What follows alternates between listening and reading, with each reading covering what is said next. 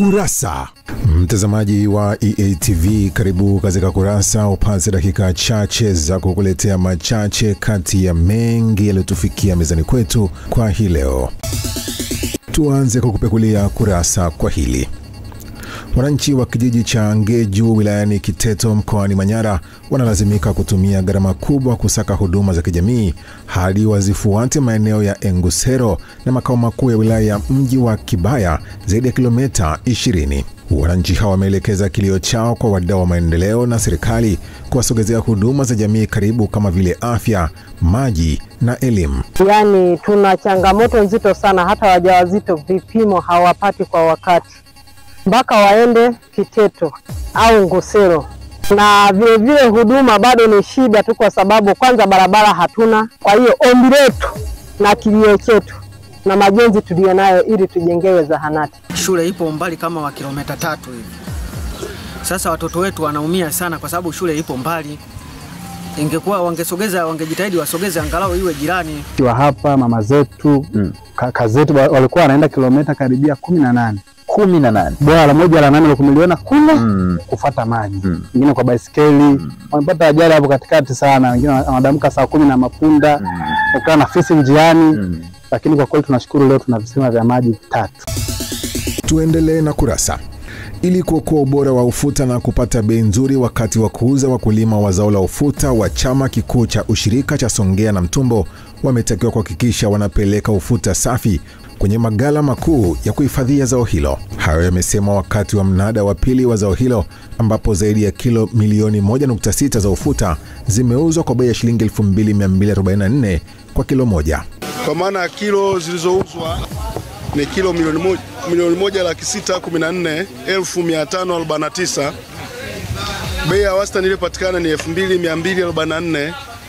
Kutoa tozo shilingi 10, mkulima anabakiwa na shilingi 2234, ambao wako tayari kuuza wanyoshe mkono juu.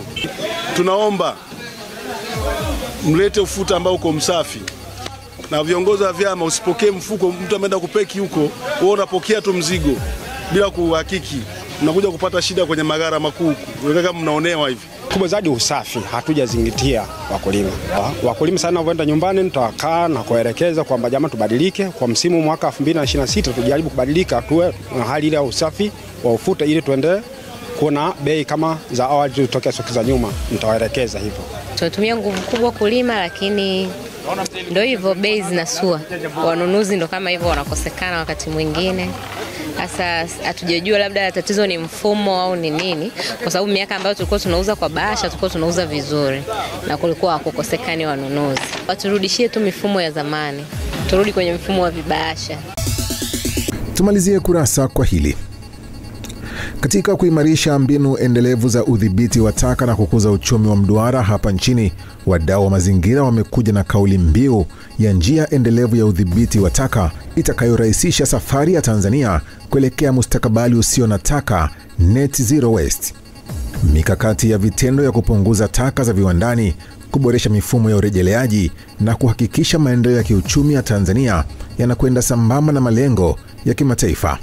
Sisi kama TBL au sisi kama kampuni tuna wajibu au tumeown kumanage waste au vitu vinavyotoka kwenye facilities zetu. Kwa maana ya kwamba leo hii mtu anayechukua, let's say mfano, natolea kama mfano machicha, au mtu anayechukua chupa, sisi tunayo mifumo ambayo inatulazimu kwenda kuangalia huyu mtu anayechukua vitu kutoka kwetu, final destination yake ikoje. Jambo la kwanza, huwa tunatoa elimu na kuhamasisha jamii juu ya utunzaji wa mazingira. Jambo la pili, tunashirikiana na serikali kuunda na kutekeleza sera jumuishi za ulinzi wa mazingira. Changamoto kwanza ni elimu ya raia wengi wenyewe wa Tanzania, asilimia kubwa sio smart, hawapende kutunza mazingira. Kwa hiyo takataka wanatupa ovyo. Kwa changamoto ni uhangaikaji jinsi gani ya kuzikusanya zile. Huu ni mkakati wa miaka 5, 2025 mpaka 2030. Mojawapo ya mambo makubwa ambayo imezingatia ni swala zima la uchumi rejeshi, kuhakikisha kwamba taka zinazozalishwa zinachakatwa kuwa malighafi ambazo zinaweza zikatumika viwandani kutengeneza bidhaa mbalimbali ili kuongeza thamani kwenye mnyororo wa thamani wa usimamizi wa taka. Tumekufungulia na kufungia kurasa kwa hayo machache kati ya mengi yaliyotufikia mezani kwetu kwa hii leo. Tafadhali usikose kuangalia kurasa.